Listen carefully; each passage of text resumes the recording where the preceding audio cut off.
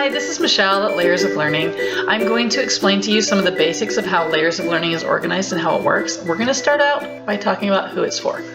It is written to the parent, not to the child.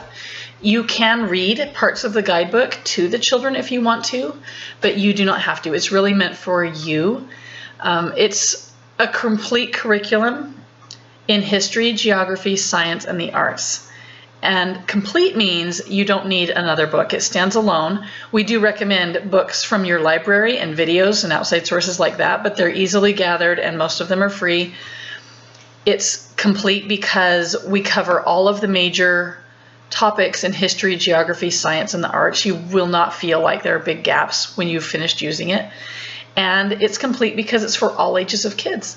It's from 6 years old up to 18 years old, so all through the school years, 1st grade through 12th, and it can be used with all of your kids at once, family style. Hallelujah. We did it that way because we have big families. Karen has 4 kids, I have 6 kids, and trying to do multiple lessons of every age, every day was driving us insane. And we decided we need family school. So as much as possible, we combined the different topics we were teaching our children into family school. And we found that history, geography, science, and art are easy to do family school style. So that's how we wrote this curriculum. We wrote it family style. And as you begin to learn it, you'll see more and more how that works. But right now, I'm going to introduce to you how we organized it. So you'll see the overall structure of Layers of Learning. First of all, we organized it into years. The curriculum is divided into 4 years. So we call it year 1, year 2, year 3, and year 4. So there's 4 years, and yet it goes clear. You can use it from 1st grade through 12th grade, the same curriculum, and it won't get boring, and I'll explain how. So first of all, year 1 covers ancient history, year 2 covers medieval history, year 3 covers colonial history, and year 4 covers modern history. And then geography, year 1 is concept and continents, year 2 is countries around the world, year 3 is also countries around the world, and year 4 is the United States. We are adding guidebooks for other countries. We already have Canada out, and we'll be adding more as we go. We don't have any timelines on when that'll happen yet, but we're going to include more because we realize we have customers from all over the place that want to focus on their country in year 4, and that's what it's intended to be. It's supposed to be about your country in year 4. If you're from the United States, that's the United States.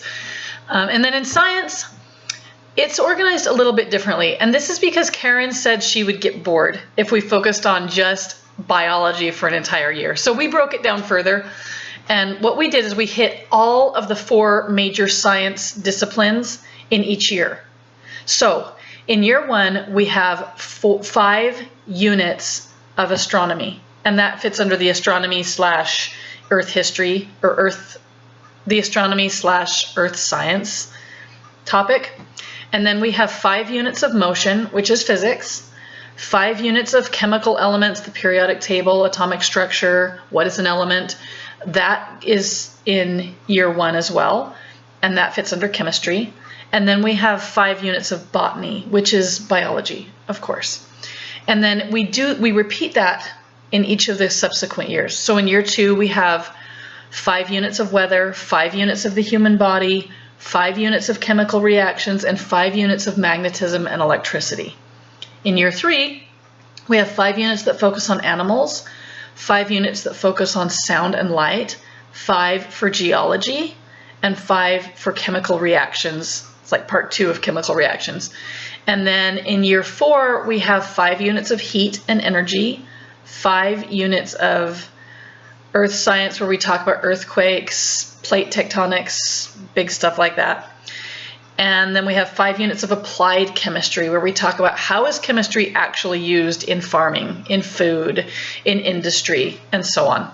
And then we have 5 units of ecology. So that rounds out our science, the 4 years of science. And then in arts, it is mostly chronological. So we do ancient art in year 1, medieval art in year 2, in year 3 we have colonial art, and in year 4 we have modern art. But within the art units, we also sprinkle in poetry units that aren't chronological at all. They're just poetry. And then we have art skills units, things like line and shape, color, that are also sprinkled in. And then we have music units that are not necessarily chronological. We talk about music composition, types of music. We talk about composers. We also have medieval literature in year 2, and we have literature in some of the other years, and we have we have plays, and we have other art topics scattered in. Like in the modern year, we have theater and film scattered in. So the arts is really comprehensive. We don't just do visual arts. It's also literature, poetry, theater, that sort of stuff too. So when you're finished with 4 years, you start over again. So you've gone through with your children, you started them out when you started out your daughter when she was 6, and you've gone through all 4 years. Now she's 10, and you start again on year 1 using the exact same guidebooks, but this time you're picking different topics, you're picking different explorations, you're picking different library books, different videos, because she's older and she can do more complex things. Her mind has developed so she can think in more complex ways. You're having different discussions. So even though it's the same guidebooks, she's advancing, she's learning, and she's able to learn on a higher level. And because Layers of Learning is designed as a pick and choose curriculum, you're not doing every single thing in the guidebook the first time you go through it. So when you do Ancient Egypt, you're just picking out a few books from the library list. You're picking out a few hands-on explorations. You're picking out a few videos to watch. You're having a few discussions. You maybe went off on one particular rabbit trail where you got really into the pyramids. And then when she's 10, it's a whole new ballpark. She's able to read more difficult books. She's reading on her own, and you are able to do more complex projects. And she's not that into the pyramids anymore. Instead, she wants to learn about ancient Egyptian poetry. I mean, there's tons of stuff on that, and we have little segues into that in the sidebars. And you can take off on a different rabbit trail than you did the first time. So it grows with your children, and it's able to be used through multiple children at once. And I hope that you understand the basic way that we organized it. So next time when I come back, I'm going to talk more with you about how to use each individual book. I'll take you on a tour of the books and what they look like and how you actually plan a unit and use one with your children.